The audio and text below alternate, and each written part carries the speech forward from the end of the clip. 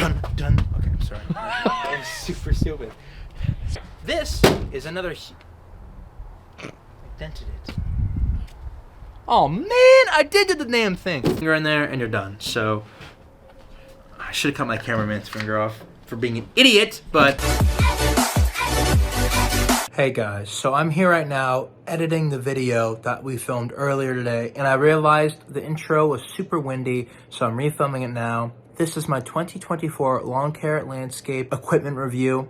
I know it's kind of sporadic and everything. I'm sorry about the wind. I didn't know it was that windy. It didn't feel that windy, but I guess my microphone just picked up a lot of it. I'm gonna try my best to edit, as much of it out as I can. But thank you guys for watching. If you have any questions, comments, or concerns, make sure to let me know below, and I will see you guys in the next one. Peace out. So a lot of the equipment last season was entry grade and stuff like that. Price was pretty reasonable and all that stuff. Now this is where everything starts getting pretty pricey. So last season, that's why I really didn't do a video on that. But this season, if you guys want one, let me know in the comments section below and I'll make sure to do one. We're gonna get started with my new equipment. This is all my daily use equipment, the stuff I'll be using pretty much every single day, more or less. This right here is my Commercial 30X series. One of the heaviest duty push mowers you can buy. Now, I will admit to being a bit of a lazy guy when it comes to push mowing. I absolutely hate it. One of my least favorite things. I think push mowers are so small and that it takes forever and it's not very efficient. This is pretty much the best of both worlds. 9.5 horsepower, which for a 30-inch deck is actually pretty good,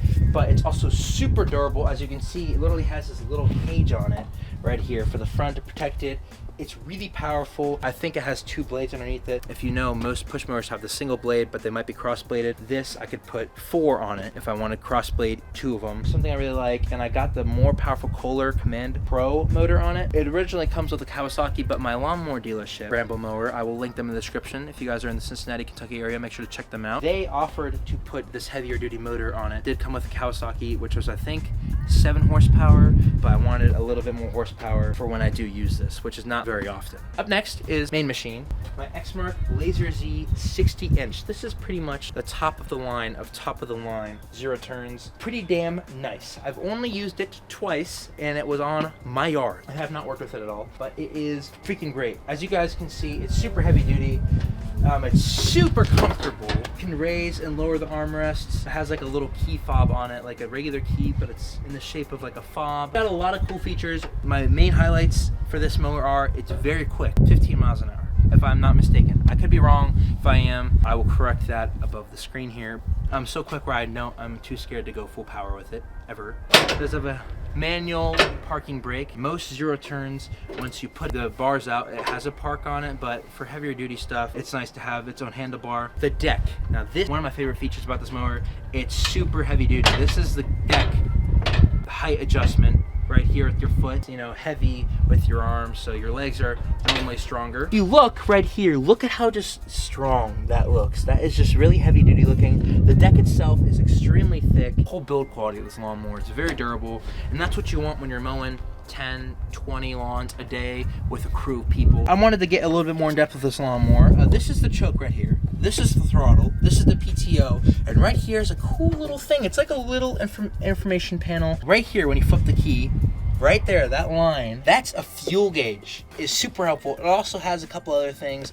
It will tell you when you need an oil change, like a check engine light, all sorts of stuff like that. And one more thing about the Exmark. I actually optioned a couple things on this. Again, my dealership, Bramble Mower here in the Cincinnati area, optioned a bigger, more powerful motor. Normally this will come with a Kawasaki motor, but this, I got the Kohler Commander Pro. Kohlers are pretty much like the Hondas of mower motors. Super unkillable. Last mower I had was that orange Husqvarna, if you guys remember, which was my first ever zero turn. That had a Kawasaki, and I actually had quite a few issues with it. It burned oil, it didn't want to start, had a couple moments where it would stall, wouldn't want to start back up after running for hours, and it leaked oil. And it only had 250 hours on it at most. Kohlers pretty much are unkillable, and I wanted to get back on that. I think it has 40 horsepower, but I could be wrong, because that seems like a lot, but this is also one of the top of the line mowers. Leave up what the actual horsepower figure is on the screen now. So this is my newest piece of equipment. I bought this 4 weeks ago. Cameraman and Andy, you guys know each of them. This is a Bradley mower. So those two are Exmark. This is a Bradley. Different brand, but very similar build. If you look at the chains on the deck, and the chains right here, they're just chains. But to me, that signifies good build quality. The deck on this looks nearly as thick as that. Granted, that's a 0 turn, so it's gonna be a bit thicker. Look very similar in build. The X marks were about 3 to 4 grand more for a stand-on this was. And they didn't have a 36-inch X mark stand-on, but they are coming out with one in the 24 year, which is this year. I decided to pick this Bramble mower up from a place in Nashville, Tennessee called SLE Equipment. You guys can check them out, link in the description. That's also where I purchased this trailer, which we will get into later in the video. But this is a great little machine. I have not mowed with it at all. It has 0.9 hours on it. They ran it, I ran it a little bit. Parking brakes here, user presence levers are here. You can raise and lower the height of the handlebars with these little clips. That's super nice. Deck adjustments right here. That's what I'm saying. So the deck is really heavy with this, so you kind of have to have some strength. The 0 turn's great because I use that for my bigger properties, but when I'm doing neighborhoods and I got houses next to each other and they're only 0.3 acres a house, this is mainly what I'm going to use next to the commercial 30. That's just too big, to be honest, for a lot of houses like that, residential houses. And this is just quick, powerful, 25 horsepower Briggs & Stratton motor. Well, have not really taken it out on a test drive yet. I just drove it on and off the trailer a couple times. So far, pleased with it. I'm excited to mow with it full time this year. This is the only piece of equipment I am reusing from last season. Well, one of the only pieces of equipment. This is my blower, Husqvarna 150 BT. It's a piece of junk. Husqvarna equipment and I have a bad rap. All of the Husqvarna stuff I've owned, the 0 turn, the trimmer, and this blower, none of them really wanted to work for me. Everybody says, change the air fuel ratio, change the filter, use the premix. I've done everything and they never want to start. This takes 10, 20 pulls on a warm day to start. Never works, but I do keep it as a backup blower. Now we go on to my new blower, my Magnum Steel SR800X. This is double, if not triple, the power. Not that much heavier. I got it the end of last season, around the same time I got these mowers. Same dealership, Bramble Mower. They do give you good discounts, so check them out. Remember, if you're in the Cincinnati area. They are not sponsoring us, by the way. This is pretty much the top of the line, most powerful blower you can buy from Steel, and I do not regret it. It's gonna be great for leaf cleanups. It's a little overkill for basic lawn care and stuff, so that's why I'm keeping that. And I also have another blower I'll show you guys later on, but this is a great blower and I'm very happy with it so far. This is a new piece of equipment I purchased 2 days ago. Steel SR200, and a lot of you probably don't know what this is. If you do lawn care or are new to it, this is a fluid spray. Pesticides, herbicides, fertilizer, stuff like that. You want liquids, this is it. It's gas powered. This has, I think, a 2-gallon gas tank on it, and it just works great. This is my 2024 enclosed trailer. I sold the open ones. I wanted an enclosed trailer for lots of reasons, but let's go on the inside and check it out. All right, now this is the inside of my trailer.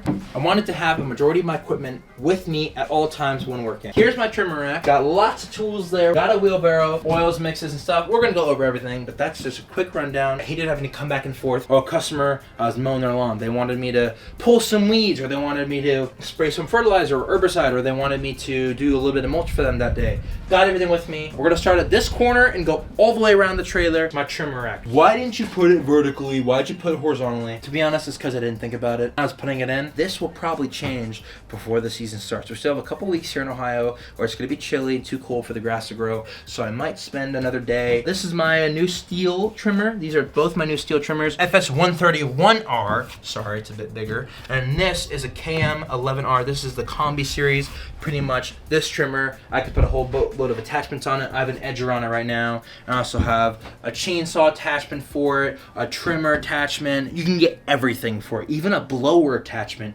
for a trimmer. So that's really nice to have, like a multi-tool that's pretty light and also pretty durable and powerful. Straight shaft trimmer, middle of the road. One of the more powerful trimmers made by Steel. If you can tell, I'm kind of veering towards the Steel department. A lot of people have tried convincing me, and I bought one of these, used it at the very end of the season. As you can see, I used this, and it was splendid. But I still have this Echo.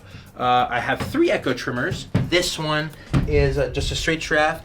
This is the SRM225. This is, I believe, one of the most powerful Echo trimmers you can buy. I'm not saying it's the most, but at least at Home Depot when I bought it, this is kind of like a box one. The difference is this is a box store brand. Echo is. Steel's more commercial. Oh, I do this for a living kind of thing. That's how I pretty much changed them about. But there are big differences. The Steel's heavier.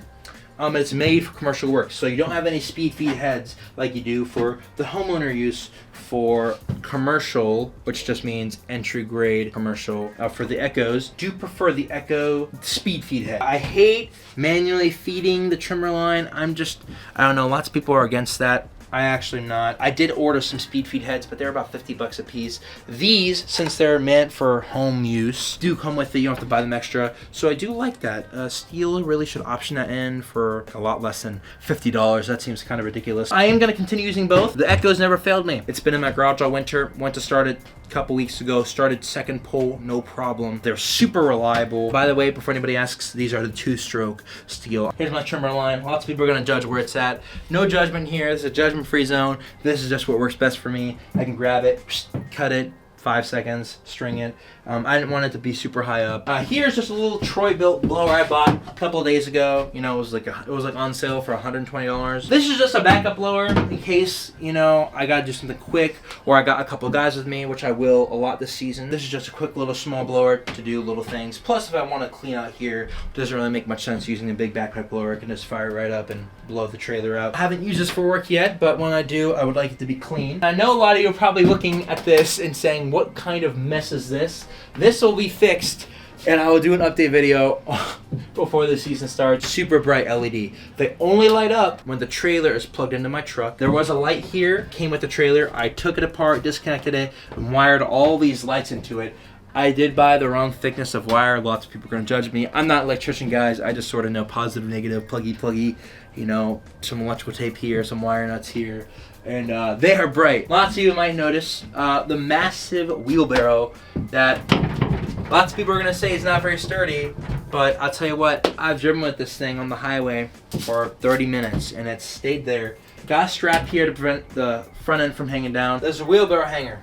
Now those are the best $7 you can ever spend for a ladder and or wheelbarrow in your garage and or trailer setup. Trust me, they are worth it. I'm probably gonna end up taking this out just because it takes up so much space and I need to hang my blowers and stuff. For now, it's gonna stay in, and I think it's also handy to have a wheelbarrow with me at all times, so I might just throw it in the bed of my work truck. We have 80,000 different tools. Now a lot of people are gonna judge me for how I did this. Try not to judge me too hard, okay, because I had to do with minimal room. This is only 7.5 by 13.5 trailer, so I don't have too much room, but this is pretty much what I had to deal with. I have pretty much every tool I could possibly use on the daily for work. I got a Sawzall in case I need to do some light bush removal or something like that. Bush trimmer, it's a Steel, super great, middle of the road one. Hedge trimmer, loppers, or more hedge trimmers. Edge tool, rake, shovel. You know, a couple more shovels. I got loppers here and a couple other things. Pretty much everything I need for work, landscape wise, is there. And it's on this, you know, it's all in studs. I had to put studs in, but it should be pretty durable. And this strap is here just to prevent things from, you know, well, that doesn't seem very safe, but I'm gonna get a different strap. But from this stuff from falling out, you know, just kind of keeps it hanging in there. Crucial part of a lawn care company, the gas. Blue right there for 2-stroke, 2-cycle mix, 5 gallons. And then right there, the other can is another 5 gallons of just regular ethanol-free mix for my stand-on and push mowers that are not 2-cycle. And normally every day I fill my mowers up at the gas pump in case I need gas or something, obviously. Carry extra, that's where they go right there. I have a couple other cans because that's not a lot. My zero turn alone has a 12-gallon fuel tank on it, so that's pretty big. That's more than most compact sedans these days, so it costs a lot to fill, but it lasts a while too. The most important thing here, I'm gonna get a different hook. This is just temporary. Emergency kit. Cuts, you know, missing a finger, missing an arm, missing a leg. This is how you fix it pretty much.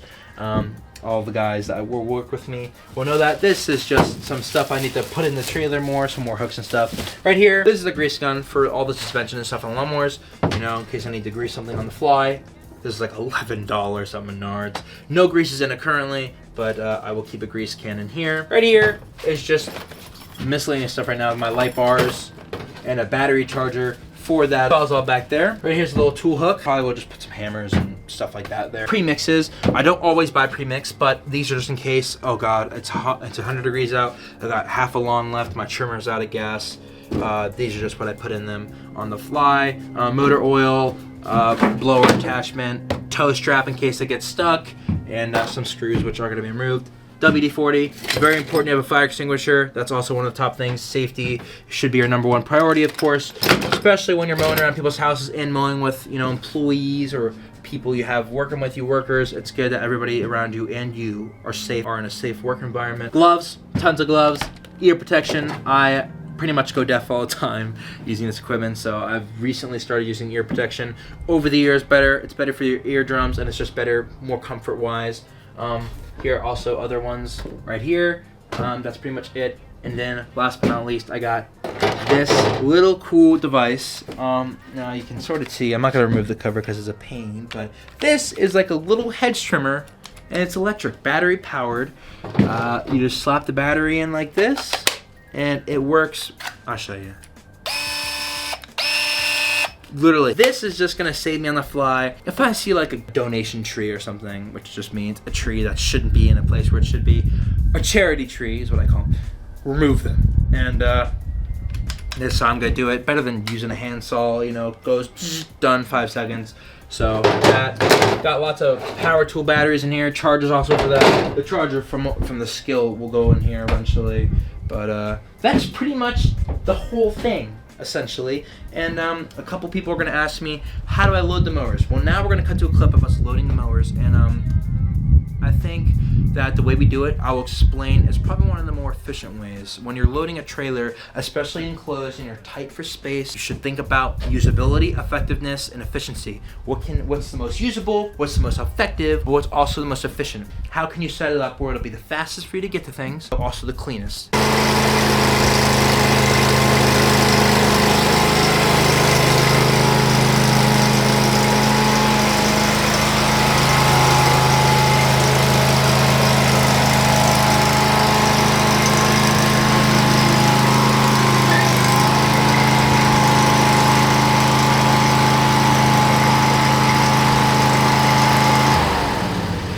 Open the door.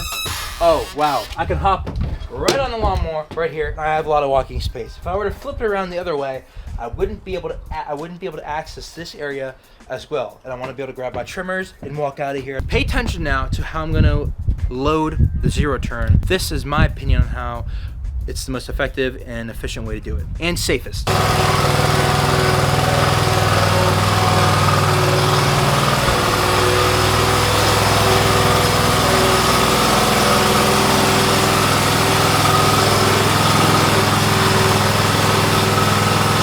Number one, why did I suck at backing up? Well, because it's still a new mower and I haven't driven a zero turn in a bit. Why did I back in? A lot of people were like, it's just so much easier pulling in. Here's why. Okay? See how easy that was? I didn't have to climb around anything. I can climb into this and go. Most of my residential lawns are on the street. They live in, you know, suburban neighborhoods. And I hate backing out of a trailer, not knowing if there's a car coming in case I'm at like a weird spot on the road or something. Absolutely hate it. And I don't want my guys to be in that situation either, because, you know, sometimes I'm not working, my guys are working for me, and I'm doing a mulch or something that day, and I don't want to put them at risk. So I always tell them to back the mower in. First of all, because it's really easy to get in and out of. Again, accessibility, usability. So that's how we load the trailer, guys. And it's also better because the ass end sticks out because of the motor, so it can hang sort of over on top of the deck of the stand-on mower. So it gives me a little bit more room to park, actually, weirdly enough. But that is how I load my trailer, guys. That is my 2024 lawn care landscape setup. If you guys have any questions, comments, and or concerns, let me know in the description below. I'll make sure to do a day in the life mowing edition video this season. I know last season a couple of you guys wanted to see that, but I never got around to it. If you guys are interested in knowing anything else, let me know in the comment section below. Thanks for watching. I'll see you guys later. Peace.